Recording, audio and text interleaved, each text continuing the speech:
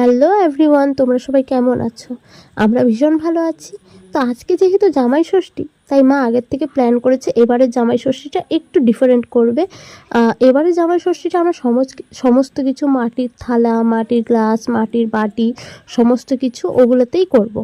একটা পাঞ্জাবি দুজনের জন্য দুটোই নিয়ে এসছে, তো এই জিজুর জন্য আরেকটা পাঞ্জাবি নিয়ে আসছিলো।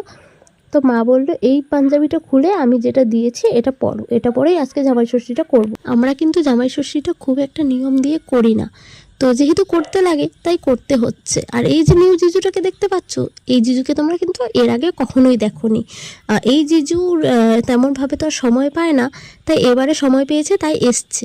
তো ওনারও একবারেই জামাই ষষ্ঠীটা হচ্ছে। আর এই যে আমার যে ভাগ্নিগুলো দেখছো, এই যে কত কিউট না, দুই জিজুরই কোনো সময় ছিল না, তাই খুব লেট করেই হচ্ছিল জামাই ষষ্ঠীটা। প্রায় 4:30-5টার মতো বেজে গিয়েছিল।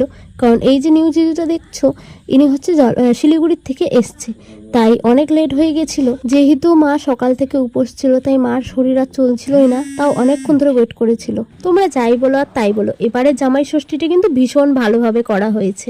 আমরা ভাবতেই পারিনি এতটা এনজয় হবে। আর যেহেতু সব দিদি জিজু সবাই মিলে এসছে, তাই খুবই মজা হয়েছিল। আর একটু জল চিয়ার্স করে আজকে জামাই ষষ্ঠীটা স্টার্ট করা হয়ে গেল। তো দেখা হচ্ছে নেক্সট ভিডিওতে। তো কেমন লেগেছে ভিডিওটা অবশ্যই কমেন্ট বক্সে জানাতে কিন্তু ভুলবে না।